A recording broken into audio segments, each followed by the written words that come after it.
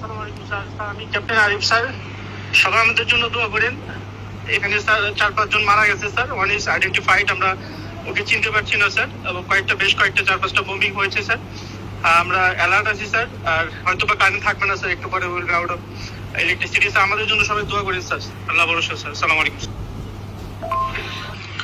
আমাদের অবস্থা খুবই খারাপ। এখানে ড্রোন অ্যাটাক হয়েছে, আমাদের 6 জন জায়গায় মারা গেছে। 6 জনের আশঙ্কা খুবই আশঙ্কাজনক। 6 জনের মধ্যে একজন মনে আল্লাহ, আর 2 কতক্ষণ বাঁচে রাখা আল্লাহ জানে। আমাদের এখানে এখন নাই, ফুয়েল নাই, কোনো কিছু নাই। ফুয়েল স্টেশন উড়িয়ে দিছে, জেনারেটর বন্ধ, প্রায় নেটও বন্ধ হয়ে যাবে। যতটুকু তেল জেনারেটরের মধ্যে আছে ওইটুকু শেষ হলেই শেষ, আর কারো যোগাযোগও কিছু হবে না। আমাদের জন্য দোয়া করেন। আমি আছি ভালো। কি বলবো এখন, বাকিটুকু আল্লাহর ইচ্ছা স্যার।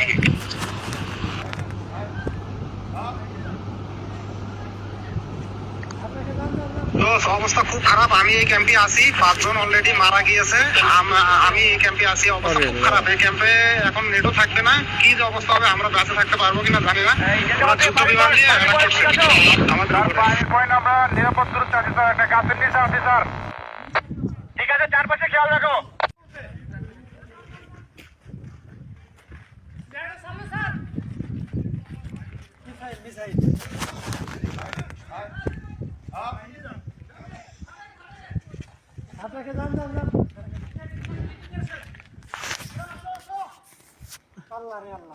আরে আল্লাহ,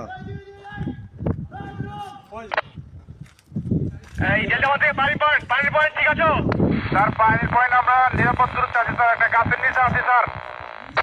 ঠিক আছে, চারপাশে খেয়াল রাখো।